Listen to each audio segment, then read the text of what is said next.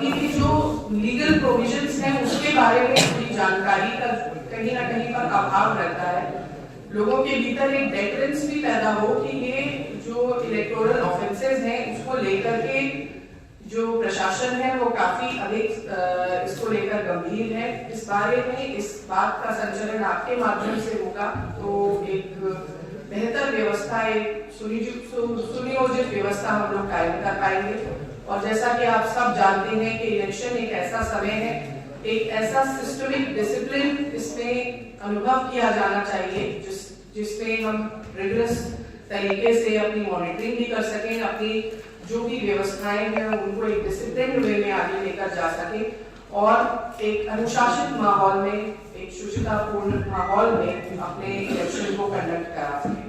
तो चुनाव की जो आदर्श आचार संहिता है वो इन सभी चीजों को आगे ले जाने के लिए कारगर है। और इसको जैसा मैंने कहा कि सिर्फ सेल्फ रेगुलेटरी ही नहीं रखना है, लीगल प्रोविजंस की जो बैकिंग है उसके संदर्भ में भी आप लोगों के माध्यम से उसका एक विस्तारीकरण होना, उसको व्यापकता देना भी मुख्य उद्देश्य है। तो थोड़े से एक हाइलाइट्स जो है मैं आपको पुनः इसी के माध्यम से बताना चाहूंगी कि निर्वाचन के दौरान चुनाव की जो आदर्श आचार संहिता है उसमें मंत्रियों के दौरे और जो इनकम्बेंट पार्टी है उसमें जो लोग हैं उनके लिए भी प्रभावी अंकुश जो है वो दिए गए हैं, वो लिखित हैं और उन दायरों में ही जो इसका परिपालन सुनिश्चित करना है। तो निर्वाचन की घोषणा के दौरान कोई भी मंत्री या कोई भी पॉलिटिकल व्यक्ति वो अपने दायरे को शासकीय दौरे के रूप में नहीं रख सकता है और इसको हम लोगों को इंश्योर कराना है। किसी भी शासकीय कार्य के लिए मूवमेंट जो है पॉलिटिकल व्यक्ति का नहीं होगा। इसको लेकर के बहुत ही विस्तृत गाइडलाइंस दी गई हुई है। साथ ही साथ में जहां पर कोई मूवमेंट है तो वहां किसी भी सरकारी कर्मचारी या सरकारी अधिकारी का, मंत्री आए हैं पॉलिटिकली अपने रैली में विद परमिशन आए हैं, लेकिन वहां पर किसी भी प्रकार से कोई गवर्नमेंट एम्प्लॉय का जो है प्रोटोकॉल वो वहां इंश्योर नहीं होगा। तो ये भी एक आदर्श आचार संहिता के जो गाइडलाइंस है उसमें रूपरेखा में उल्लेखनीय चीज है। इसके साथ साथ में कुछ मार्गदर्शन राजनीतिक दलों और उनके अभ्यर्थियों के लिए सामान्य रूप से जो दिए गए हैं उनके बारे में मैं बताना चाहूंगी कि यूजुअली जो हेट स्पीचेस की बात आज माननीय निर्वाचन आयोग ने भी अपने पीसी में कही थी, ये कहीं ना कहीं रैलीज में हम लोग देखते हैं कि गलत तरीके के सेंटिमेंट्स इवोक करने की पद्धति होती है। तो हमारी जो यहाँ पर टीम्स बनी हुई है जो इस पूरे कार्य को आगे मॉनिटर करेंगी, जैसे हमारी वीडियो सर्विलांस टीम्स बनी है, एफएसटीज बनी है, उन सारी टीमों को हम लोगों ने विस्तृत दिशा निर्देश दिए हैं। और साथ साथ में इसका एक सरोगेट रूप भी मीडिया और प्रिंट मीडिया या इलेक्ट्रॉनिक मीडिया पर भी देखने को मिलता है, क्योंकि आजकल अभिव्यक्ति का एक और प्रकार हो गया है, न केवल भाषण बल्कि लोग अपनी सोशल मीडिया प्रोफाइल्स पर भी कई ऐसे सेंटिमेंट्स को शेयर करते हैं। तो उसके लिए हमारी जो एमसीएमसी कमेटी है जिसमें आप में से भी कुछ मेंबर्स हमारे उसमें रिप्रेजेंटेटिव के रूप में रहते हैं, तो इन सारी कमिटीज को हम लोगों ने एम्पावर किया है कि वो देखें और किसी भी तरीके की हेट स्पीच या ऐसे कोई सेंटिमेंट्स इवोक करने वाला जिससे एक पॉलिटिकल डिसहार्मनी हो, कम्युनल डिसहार्मनी हो, इस तरीके की चीज अगर विदित होती है तो ये बहुत ही बड़ा उल्लंघन माना जाता है और ये पूरी तरीके से इलेक्टोरल ऑफेंस में इसकी श्रेणी में शामिल होता है और इसमें आईपीसी के भी प्रोविजंस जो हैं वो हम लोग लगाते हैं। तो इस तरीके की सांप्रदायिक भावनाओं की संदर्भ में कोई किए हुई टीका टिप्पणी ये भी पूर्णतः मनाही है और इस पर हम लोगों का विशेष ध्यान रहेगा और विशेष मॉनिटरिंग हमारी जो टीम्स हैं उनके द्वारा की जाएगी। साथ साथ में एक ये बात भी रहती है कि मतदान केंद्र के करीब 100 मीटर के दायरे में कोई भी तरीके की पॉलिटिकल स्लोगनियरिंग नहीं की जानी चाहिए। तो इसको लेकर भी सार्वजनिक सभाएं भी वहां नहीं की जा सकती हैं। इन चीजों को लेकर के भी हम लोगों ने विशेष व्यवस्था और अपनी टीमों को इस संदर्भ में अवगत भी कराया है और अगर ऐसा कहीं पाया जाता है तो उस पर कार्रवाई भी प्रस्तावित है। यातायात को नियंत्रित करने के लिए और बेसिकली यातायात नियंत्रण के संदर्भ में जो नंबर ऑफ व्हीकल्स है उसके मूवमेंट को लेकर कुछ गाइडलाइंस हैं। जितनी व्हीकल्स उनको अलाउ की जाती हैं पॉलिटिकल रैली में with permission, with due permission, वो उतने ही व्हीकल्स को लेकर के चल सकते हैं। अब कहीं भी अगर कोई एक कारकेड जैसा कारवां लेकर चलता हुआ कोई नजर आता है तो उसमें प्रभावी कार्रवाई त्वरित रूप से की जानी है। इसको लेकर भी आदर्श आचार संहिता की जो बेसिक गाइडलाइंस है उसमें इसका उल्लेख है। हम लोगों को ये भी इंश्योर करना है कि जो लाउड स्पीकर्स का प्रयोग है वो भी केवल सभा स्थल तक इसको नियंत्रित किया जाए और लाउड स्पीकर्स का जो इधर उधर प्रयोग है उसको प्रभावी रूप से नियंत्रण किया जाए। जुलूस या प्रोसेशन के आयोजनों पर भी रोक है, प्रभावी रोक है। विदाउट परमिशन तो कहीं भी नहीं निकाले जा सकते हैं। और जो पहचान पर्चियां हैं इसमें मतदाताओं को उनके द्वारा दी गई पहचान पर्चियां, यूजुअली जो पॉलिटिकल पार्टीज हैं ये पहचान पर्ची भी निर्गत करती हैं, तो इस पर कोई भी प्रतीक ना लगाए। जैसे बीएलओस के द्वारा जो पर्चियां हम लोग बीएलओ पर्ची कहते हैं, इसी प्रकार से जो पॉलिटिकल पार्टीज हैं वो उनके बूथ लेवल एजेंट्स भी इस कार्य को करते हैं, लेकिन उन कार्यों में कहीं भी वे केवल उसमें फैसिलिटेटर की भूमिका में रह सकते हैं। वे अपने पॉलिटिकल पार्टी का या अपने कैंडिडेट का नाम या उसका कोई प्रतीक उसमें लगा करके उस तरह की पर्चियों को बांटने का कार्य एक पोलिंग के आसपास 48 घंटे के भीतर ऐसा कार्य ना करें। इस पर हम लोगों को प्रभावी अंकुश लगाना है।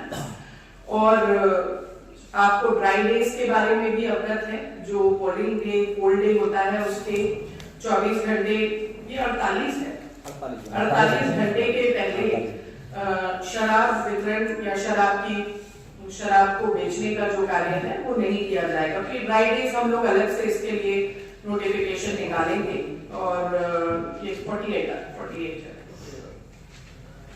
तो ये कुछ बेसिक गाइडलाइंस थी जो राजनीतिक दलों के लिए या कैंडिडेट्स के लिए मार्गदर्शन के सिद्धांत थे। जो एक खर्च की सीमा है वो हमारे जनपद में जो पीसी है उसके लिए 95 लाख रुपए की व्यय सीमा है, जिसमें हर कैंडिडेट उतना व्यय कर सकता है और उस व्यय का लेखा जोखा उनको शैडो रजिस्टर में मेंटेन करना है। उस शैडो रजिस्टर को हमारी जो अकाउंट्स टीम है, जो सीटीओ के और डिप्टी डीओ इनके अधीन कार्य करेंगी, उन टीमों के अंतर्गत उनकी अकाउंटिंग की जाएगी और उनके व्यय का लेखा जोखा जो है वो रखा जाएगा। इसी प्रकार से किसी भी प्रकार की वित्तीय मंजूरी, किसी भी प्रकार का अनाउंसमेंट, मैनिफेस्टो के अतिरिक्त किसी भी प्रकार की गवर्नमेंट के द्वारा या कोई भी अभ्यर्थी के द्वारा या कोई भी पॉलिटिकल क्लास के द्वारा अनाउंसमेंट्स ऑफ मॉनिटरी नेचर पूर्णतः प्रतिबंधित है। ये भी एक मॉडल कोड ऑफ कंडक्ट का बेसिक प्रेमाइस है। इसको भी हम लोगों को देखना है। क्या करें क्या नहीं करें पे हम लोगों ने काफी विस्तृत चर्चा कर ली है। अब क्या चीजें होनी चाहिए इस पूरे मॉडल कोड ऑफ कंडक्ट के दौरान, उस पर थोड़ी सी मैं प्रकाश डालना चाहूंगी। जो है वो एक लेवल प्लेइंग फील्ड के रूप में अभी से पहले हो सकता है कुछ एक पार्टी विशेष के या कैंडिडेट विशेष के बहुत होर्डिंग्स लगे हों, बहुत तरीके का एडवर्टीजमेंट हो रखा हो, लेकिन आज की डेट से हर कोई उस ग्राउंड जीरो से शुरुआत करे। तो एक लेवल प्लेइंग फील्ड को इंश्योर करना प्रशासन की सबसे बड़ी प्राथमिकता है। और इसी के चलते आप देखते हैं जो डिफेसमेंट जो किया है उसमें जो हटाने की कार्रवाई की जाती है उसको कई बार बड़ी गलत दृष्टि से देखा जाता है। लेकिन ये बात मैं राजनीतिक पार्टियों की जो बैठक है उसमें भी पूर्णतः ये कहूंगी कि लेवल प्लेइंग फील्ड का जो एक मुख्य उद्देश्य है, फाउंडेशन है हमारी डेमोक्रेसी की, उसको इंश्योर करने के लिए ये कार्य किया जाता है। ये किसी के सेंटिमेंट्स हर्ट करने के लिए, कई बार वो तोड़फोड़ या हटाने के चक्कर में बहुत विभत्स हो जाता है, इसलिए कई बार लोगों के सेंटिमेंट्स भी हर्ट होते हैं। लेकिन ये सभी चीजें इसलिए सुनिश्चित की जाती है ताकि एक सार्वजनिक प्लेटफॉर्म पर हर कोई उसी लेवल से शुरुआत करे। आज की डेट से इलेक्शन अनाउंस हुआ है, उसी लेवल से ग्राउंड जीरो से सब स्टार्ट करें। तो ये लेवल प्लेइंग फील्ड की बात जो है वो सबसे पहली बात है जो हम लोग इंश्योर करते हैं। उसके बाद फिर केवल नीति विशेष पर आलोचना, ये जो मैंने कहा अभी स्पीचेस पर हम लोगों की विशेष ध्यान रहेगा, और उन स्पीचेस में ऐसा कोई कंटेंट जो व्यक्तिगत टिप्पणी है या किसी के धर्म विशेष या समुदाय विशेष को हर्ट करता हुआ सेंटिमेंट है, इन चीजों पर विशेष निगरानी रहेगी और ऐसे कोई भी चीजों को हम लोगों की नजर से बचेगा नहीं। आप लोगों के माध्यम से भी वो चीज प्रस्तुत होगी। जैसा कि आज निर्वाचन आयोग ने भी कहा कि प्रेस एक नेचुरल अलाई है, और उसी के रूप में हम लोग भी अपने इस जनपद में आप लोगों को देखते हैं। आपके माध्यम से भी कोई चीजें आती हैं तो उसको कंस्ट्रक्टिव रूप से उस पर हम लोग प्रतिक्रिया व्यक्त करने के लिए प्रतिबद्ध हैं। उसके बाद फिर एक व्यवधान मुक्त और शांतिपूर्ण एक एनवायरनमेंट हमें क्रिएट करना है। ये हमें डूज में हमारी प्रमुख रूप से जिम्मेदारी है, और जो भी निषेध और प्रतिबंध लगे हैं उनका समुचित अनुपालन इंश्योर करना है। अव्यवस्था पैदा करने वाले व्यक्तियों का चिन्हीकरण, अभी तक जो एनफोर्समेंट और प्रिवेंटिव में कार्रवाइयां हुई हैं, रेस्ट एश्योर्ड वो और इंटेंसिफाई होकर इन 1.5-2 महीने में की जाएगी। तो कोई भी गलत सेंटिमेंट्स लिए हुए जो व्यक्ति है वो इस कार्य में लिप्त है तो वो किसी भी तरीके से कानूनी पेचीदगी से बचेगा नहीं। तो इस पर विशेष रूप से अंकुश लगाने का काम जो है इस दौरान इंश्योर होगा, और मतदान बेहतर तरीके से सुनिश्चित हो, इसमें लगे हुए सभी कार्मिकों को हम लोगों को ट्रेन करना है। उनकी ट्रेनिंग में हर बार हम लोग एमसीसी के जो गाइडलाइंस हैं, जो प्रिंसिपल्स हैं, उनके एडहेरेंस के चाहे वो किसी भी रोल में है, उन सभी लोगों को इन रोल्स के लिए हम लोग कहते हैं, इनकरेज करते हैं कि वे सभी लोग आईज एंड ईयर्स हैं। अभी अब हम लोग सीधे इलेक्शन कमीशन के अधीन कार्य कर रहे हैं, और हमारे यहाँ पर करीब 20,000 लोग, पूरा पोलिंग पर्सनल अगर मैं बात करूं तो जनपद गोंडा में करीब 14,000 समथिंग लोग हैं, 14,500 जो बूथों पे जाके काम करते हैं। उसके अतिरिक्त हमारा पुलिस का जो एक बड़ा महकमा है, जो डिप्लॉयमेंट होगा सिक्योरिटी फोर्सेस का, वो एक बड़ा महकमा है। तो कुल 20,000 से ऊपर की संख्या बल में लगे हुए लोग जो हैं वो इस पूरी गाइडलाइंस का माननीय निर्वाचन आयोग के द्वारा दिशा निर्देश जो निर्गत किए हुए उनके परिपालन के लिए प्रतिबद्ध है, और उनकी ट्रेनिंग का जिम्मा सीडीओ साहब के द्वारा उसको टेकअप किया गया है, और ट्रेनिंग के कई राउंड्स हम लोगों ने इंश्योर भी कर लिए हैं। तो कुछ बेसिक प्रीमाइस में मैंने आपको ये बात बताई कि आज से जो आदर्श आचार संहिता है उसके लागू होने के बाद किन किन बातों पर हम लोगों का बेसिक एजेंडा हमारा रहेगा, किन बातों पर हम लोग ध्यान देंगे, किन चीजों पर हम लोगों का हमारे ऊपर है, और इसको हम बहुत ही कड़ाई और बहुत निष्पक्षता के साथ पूर्ण कराएंगे। इसी के दरमियान जो आज माननीय आयोग द्वारा भी इंगित किया गया है, 2 इम्पोर्टेंट चीजें जो मसल पावर है और मनी पावर है। मसल पावर के संबंध में ही मैंने आपको शुरू में ही अवगत कराया, जो हमारी निरोधात्मक कार्रवाई है, गुंडा की कार्रवाई है, गैंगस्टर की कार्रवाई है। पिछले करीब 1.5 महीने में 15 नए हिस्ट्री शीट खोले गए ताकि ऐसे राजनीतिक तत्वों पर लगातार हमारे द्वारा निगरानी की जा सके। इसके अलावा अन्य कई आंकड़े हैं जो प्रेस नोट के माध्यम से हम आपको विस्तार में अवगत करा देंगे। गैंगस्टर की कार्रवाई है, गुंडा की कार्रवाई है, शस्त्र लाइसेंस निरस्तीकरण की कार्रवाई है, अगर ऐसे राजनीतिक तत्वों के पास किसी के पास लाइसेंस है तो ये हमारी चिन्हीकरण की कार्रवाई लगातार चल रही है। दूसरा जो मनी पावर या और जो इन्फ्लुएंसर्स होते हैं, अवैध शराब के विरुद्ध लगातार गोंडा पुलिस एवं आबकारी विभाग द्वारा संयुक्त रूप से कार्रवाई की जा रही है, और कल भी थाना नवाबगंज क्षेत्र में बड़ी मात्रा में अवैध शराब, कच्ची शराब जो बन रही थी उसकी लहर नष्ट की गई है और बरामदगी भी हुई है। उसका भी प्रेस नोट आज आपको अलग से उपलब्ध करा दिया जाएगा। आगे आने वाले समय में आप देखेंगे कि इसकी कार्रवाई में और तेजी लाई जाएगी, और बाकी हमारा इंटरेक्शन चलता रहेगा। इस बीच भी जैसा कि डीएम साहब ने भी बताया, इस पूरे कार्यक्रम को संपन्न कराने में आप लोग हमारे नेचुरल लाइफ के रूप में हैं। एक और चीज बस मैं इस मंच के माध्यम से कहूंगा, जो माननीय आयोग ने भी उस ओर ध्यान केंद्रित किया था, miss information campaign. Social media पे भी जो गोंडा पुलिस के सोशल मीडिया सेल है वो 24 घंटे निगरानी रखे हुए है। और आप लोगों के माध्यम से भी मेरा अनुरोध होगा, यदि कहीं किसी भी प्रकार की भ्रम फैलाने वाली बात आप लोगों के संज्ञान में भी आती है तो हम आपके बहुत आभारी रहेंगे अगर समय रहते आप हमारे संज्ञान में भी वो बात लाएं। और आप ही ऐसे माध्यम हैं जो भ्रामक तथ्यों का खंडन करते हुए सही तथ्यों को और हमारे पक्ष को लोगों के बीच पहुंचा सके, ताकि इस जो ये पावन कार्य है, एक बहुत ही पुनीत कार्य है, इस चुनाव के दृष्टिगत जो लोग अपना वोट डालेंगे और अपनी सरकार चुनेंगे, इसमें कोई अराजक तत्व व्यवधान उत्पन्न ना कर पाए। इस संबंध में बस आप सभी लोगों से सहयोग अपेक्षित रहेगा और हमारी ओर से हम आपको आश्वस्त कराते हैं पूर्ण रूप से शांतिपूर्ण तरह से और पूर्ण रूप से निष्पक्ष तरीके से ये मतदान का कार्यक्रम हम संपन्न कराएंगे। धन्यवाद।